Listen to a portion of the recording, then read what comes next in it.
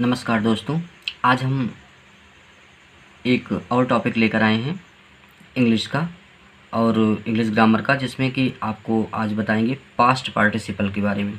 इसके पहले हमने जो है प्रेजेंट पार्टिसिपल के बारे में आपको बताया था और उसमें जो है मैंने बताया था कि प्रेजेंट पार्टिसिपल क्या होते हैं, कैसे इस्तेमाल किया जाता है और वो अधिकतर वो वाक्य होते हैं जो कि जिनमें काम जारी रहता है। आज जो बताने मैं जा रहा हूँ पास्ट पार्टिसिपल, इसमें कोई चीज़ जो है वो हो चुका है, इस तरीके से ये अर्थ देते हैं। तो ये पास्ट पार्टिसिपल के जो है 3 अर्थ हैं। पहला अर्थ हुआ इसका हुआ, और ये कहीं कहीं हुए भी आ सकता है और हुई भी आ सकता है। तो जो है 3 तरीके से ये आ सकते हैं। आइए आपको जो है एक एक करके समझाते हैं। फिर से बता देते हैं आपको कि जो आपको मैंने पहले बताया था कि विशेषण वे होते हैं जो संज्ञा या सर्वनाम की विशेषता बताते हैं। ये जो पास्ट पार्टिसिपल है ये विशेषण का ही कार्य करता है। ठीक है, तो आज जो है हम वर्ब से फिर से विशेषण बनाते हैं। तो आप जानते हैं कि वर्ब की ज़्यादातर मुख्यतः 3 फॉर्म होती हैं। ठीक है, वर्ब की पहली फॉर्म, दूसरी फॉर्म और तीसरी फॉर्म। जो तीसरे नंबर की फॉर्म होती है, इसी तीसरे नंबर की फॉर्म जो होती है, इसी को हम अपने सेंटेंस में पास्ट पार्टिसिपल के तरीके से इस्तेमाल करते हैं और जो है उसको सेंटेंस में उस स्थान पे रखते हैं। तो आज आपको जैसे कि एक एग्जांपल लिखा है, जैसे ब्रेक है, तो ब्रेक, ये ब्रेक पहला फॉर्म है, V1 है, पहला फॉर्म है। फिर इसका सेकंड फॉर्म ब्रोक है और इसका थर्ड फॉर्म यानी तीसरा रूप जो है वो ब्रोकन है। अब इसमें जो है ये जो आप ब्रोकन देख रहे हैं, ये इसी ब्रोकन को, ये है तो वर्ब लेकिन इसको हम पास्ट पार्टिसिपल के तरीके से इस्तेमाल करेंगे। आप सोच रहे होंगे कि ये वर्ब का जो तीसरा रूप होता है ये किसी सेंटेंस के परफेक्ट में भी इस्तेमाल किया जाता है। तो वो बात सही है, लेकिन जब वो इस्तेमाल किया जाता है तब वो वर्ब के स्थान पे होता है। और जो ये पार्टिसिपल हम इस्तेमाल करने जा रहे हैं ये 2 स्थानों पे इस्तेमाल होते हैं, या तो सब्जेक्ट के स्थान पे या ऑब्जेक्ट के स्थान पे। आइए एक एक करके आपको बताते हैं। जब ये सब्जेक्ट के स्थान पर इस्तेमाल होता है तो ये कैसे होता है इसको देखिएगा। जब सब्जेक्ट के स्थान पे इसे इस्तेमाल करेंगे तो सबसे पहले आप सब्जेक्ट रखेंगे, फिर हेल्पिंग वर्ब यानी सहायक क्रिया रखेंगे, फिर वर्ब रखेंगे, फिर अपना ऑब्जेक्ट रखेंगे।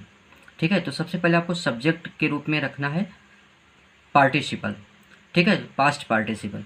तो आपको बता दें, मैंने कहा था कि ये विशेषण होते हैं, तो जब विशेषण है तो ये बगल में अपने एक संज्ञा जरूर लेंगे, क्योंकि विशेषण संज्ञा की ही विशेषता बताते हैं।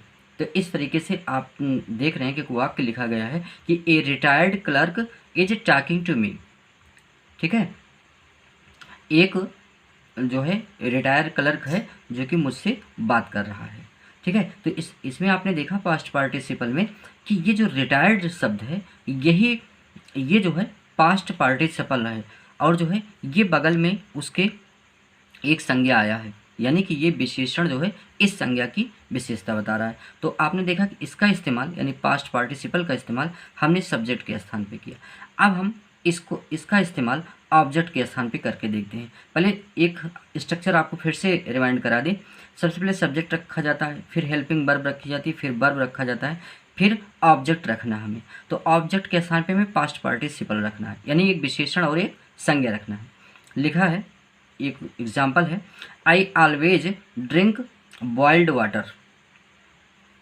तो जो है इसमें ये चीज़ लिखा है कि मैं हमेशा उबला हुआ पानी पीता हूँ। आपने देखा इसमें हुआ शब्द आया और ये ऑब्जेक्ट के स्थान पे भी आया है। तो सबसे पहले आपको दिखा दें, आई ये सब्जेक्ट के स्थान पे, ऑलवेज ये एडवर्ब है, क्रिया विशेषण है, उसके बाद ड्रिंक ये वर्ब आया, उसके बाद वर्ब के बाद अगला चीज़ क्या आता है, ऑब्जेक्ट आता है, और ऑब्जेक्ट के स्थान पे क्या आया है, ये पार्टिसिपल आया है। तो इसने विशेषण प्लस संज्ञा लिया है अपने साथ। ठीक है, पार्टिसिपल ने विशेषण प्लस संज्ञा लिया है, बॉइल्ड वाटर। ठीक है, उबला हुआ पानी।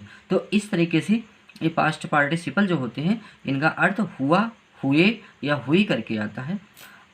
अगर जो है आपको और इसके बारे में डिटेल से जानना चाहते हैं तो आप मुझे कमेंट करके बताइएगा। ये वीडियो हमारा आपको कैसा लगा हमें ज़रूर बताइएगा।